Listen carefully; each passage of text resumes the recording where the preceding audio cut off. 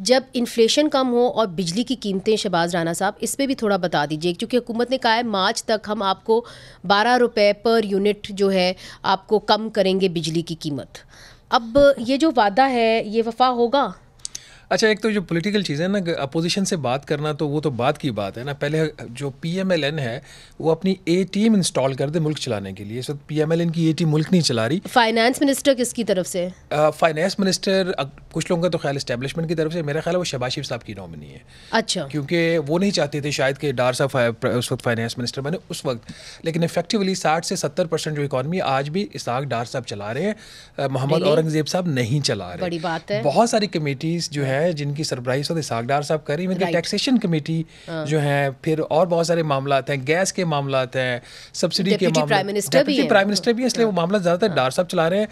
औरंगजेब साहब का फेस अच्छा है IMF के लिए, वर्ल्ड बैंक के लिए, तो उनका फेस इस्तेमाल हो रहा है, काम पीछे से जो नहीं, मगर वो टैक्सेशन के बहुत सारे कानून ला रहे हैं जिसके अंदर टैक्सेशन लागू होगी, उसको डिजिटाइज किया जाएगा। एब्सोल्युटली। देखिए, फाइनेंस मिनिस्टर अल्टीमेटली तो वो हर चीज़ का क्रेडिट लेते हैं ना।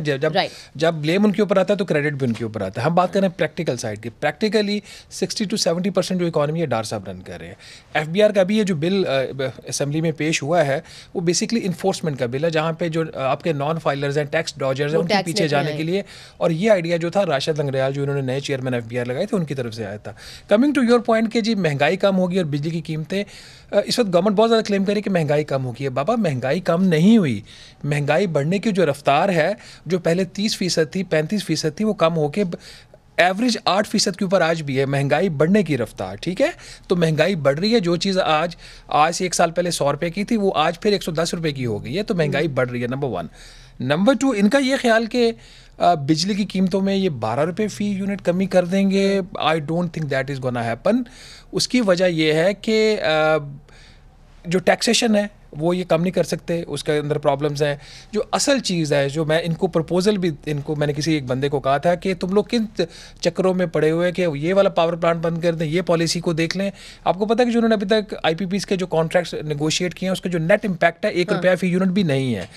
इसके बिल्कुल बरक्स 16 रुपये पर यूनिट अगर हुकूमत चाहे कल बिजली की कीमत कम कर सकती है। कल वो कैसे कर सकती है कि हुकूमत जो 300 यूनिट से ऊपर वाले जो कंज्यूमर्स हैं उनकी जेब से पैसा लेकर 300 यूनिट से जो नीचे वाले कंज्यूमर है उनको सब्सिडी दे रही है। 8 रुपये से लेकर 16 रुपये मेरे से एक्स्ट्रा चार्ज हो रहा है। तो जो मेरे से एक्स्ट्रा चार्ज हो रहा है over and above the price, जिसको क्रॉस सब्सिडी कहते हैं, वो तो खत्म हो सकता है ना। अगर हुकूमत ने सब्सिडी किसी को देनी है बिजली के ऊपर तो अपने बजट से दे, बजट भी हम टैक्स पेज देते हैं, मगर हमसे ना ले, मगर हमसे क्यों ले रहे हैं?